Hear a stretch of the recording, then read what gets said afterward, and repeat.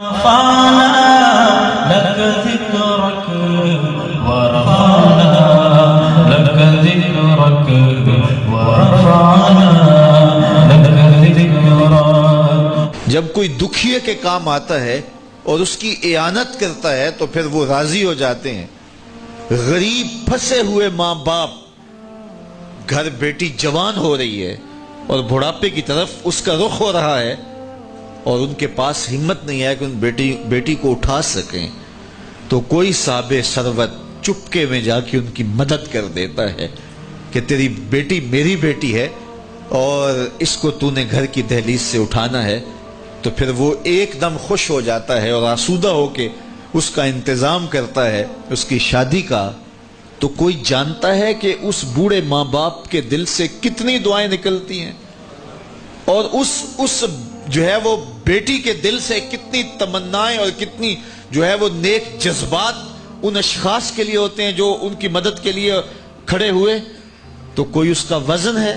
کوئی وزن نہیں کر سکتا کہ اللہ تعالیٰ اس کی برکت کتنی عطا کرتا ہے. تو میرے حضور نے ارشاد فرمایا تمہیں جو رزق دیا جاتا ہے، مصائب سے تمہیں بچا لیا جاتا ہے، آتی آتی تکلیف ٹل جاتی ہے، تمہاری نصرت دشمن کے مقابلے میں ہوتی ہے، حاسدین کے مقابلے میں تم کھڑے ہو جاتے ہو.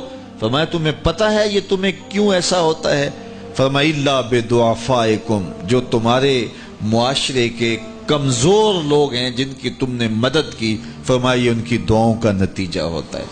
ان کے اٹھے ہوئے ہاتھ اللہ کبھی خالی نہیں موڑتا ہے. اس لیے لاچار لوگوں کی، دکھی لوگوں کی، بے بس اور بے آسرا لوگوں کی مدد کے لیے کھڑے ہو جایا کرو.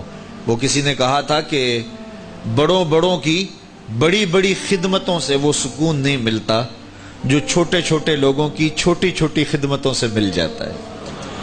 بڑوں کی بڑی خدمتیں بھی کریں تو وہ راضی نہیں ہوتے، لیکن چھوٹوں کی چھوٹی چھوٹی خدمتیں، یار غریب کو تو پیار سے کھڑا کر کے اس کے پشت پہ شفقت کا ہاتھ پھیر دیں تو وہ سارا دن خوشی سے گزار دیتا ہے کہ آج جو ہے وہ فلاں صاحب نے مجھے تکریم دی ہے، مجھے عزت دی ہے. تو میرے حضور نے فرمایا کہ تمہاری جو مدد ہوتی ہے اور رزق دیا جاتا ہے یہ تمہارے کمزوروں کی وجہ سے اللہ تعالیٰ تمہارے اوپر کرم فرماتا ہے. اچھا، ایک اور ذریعہ رزق کے اضافے کا حضرت عبداللہ ابن مسعود رضی اللہ تعالی عنہ کی مرویات سے. یہ حضرت عبداللہ ابن مسعود جلیل القدر صحابی ہیں. ان کے ہاں بیٹیاں ہی بیٹیاں تھیں. اچھا، جب ان کا آخری وقت آیا اور یہ بڑے سخت بیمار ہو گئے تو نزع کی سی کیفیت طاری ہو گئی، تو حضرت عثمان غنی رضی اللہ تعالیٰ عنہ ان کا حال پوچھنے آئے. تو جب حال پوچھا، بیٹھے، گفتگو ہوئی، واپس چلنے لگے تو حضرت عثمان غنی نے اشرفیوں کی 2 تھیلیاں نکال کے حضرت عبداللہ ابن مسعود کو پیش کی. تو انہوں نے کہا کہ مجھے تو اس کی ضرورت نہیں ہے، میں تو اس دنیا سے جا رہا ہوں، تو یہ مجھے کیوں دے رہے ہیں؟ تو حضرت عثمان نے کہا کہ یہ آپ کی بیٹیوں کے لیے، چونکہ آپ کی بیٹیاں ہی بیٹیاں ہیں تو یہ میں ان کے لیے پیش کر رہا ہوں. آپ کو تو واقعی ضرورت نہیں، دنیا سے جا رہے ہیں، تو یہ ان کے لیے ہے. تو حضرت عبداللہ ابن مسعود نے پھر تھیلیاں موڑتے ہوئے کہا کہ میری بیٹیوں کو اس کی ضرورت نہیں ہے، اس لیے کہ میرے حضور نے فرمایا تھا کہ جس کے پاس سورہ واقعہ ہو اس کو غربت تنگ نہیں کر سکتے. تو میری بیٹیاں رات کو سونے سے قبل 1 مرتبہ سورہ واقعہ ضرور پڑھتی ہیں، اس لیے تم میری بیٹیوں کے بارے پریشان نہیں ہونا. اللہ کے فضل سے انہیں غربت تنگ نہیں کرے گی، ان کے پاس سورہ واقعہ جو موجود ہے. تو یہ کسی ایسے ضرورت مند کو دو جس کے پاس سورہ واقعہ نہیں ہے.